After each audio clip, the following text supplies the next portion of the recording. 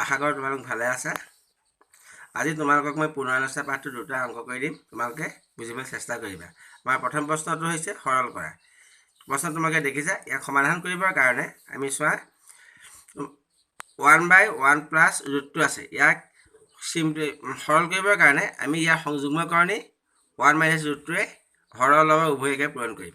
এতিয়া চোৱাচোন, এইটো হ'ব 1 মাইনাছ ৰুটটো 1 প্লাছ ৰুটটো ইনটু 1 মাইনাছ ৰুটটো প্লাছ ইয়াতো একেধৰণে ৰুটটো মাইনাছ ৰুট3 ৰুটটো প্লাছ ৰুট3 ইনটু ৰুটটো মাইনাছ ৰুট3 plus √3 minus √4 √3 plus √4 into √3 minus √4।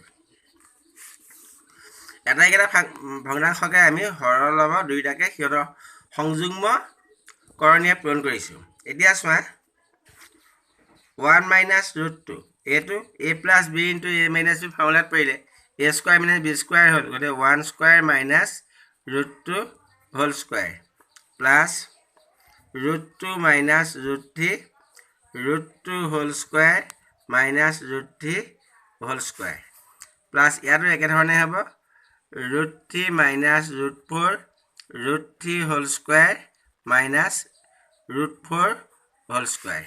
এতিয়া চোৱা 1 minus √2 by 1 minus 2 plus √2 minus √3 by 2 বিয়োগ 3 প্লাছ √3 মাইনাছ √4 সমান 2 হয় 3 বিয়োগ 4। এতিয়া চোৱাচোন, তলত পালে -1 1 মাইনাছ √2 প্লাছ তলত -1 √2 মাইনাছ √3 প্লাছ -1 √3 মাইনাছ 2। এতিয়া চোৱাচোন, তোমালোকে চিম্প্লিফাই কৰিলে -1 plus √2 minus √2 plus √3 minus √3 plus 2 ultimately 2 - 1 = 1।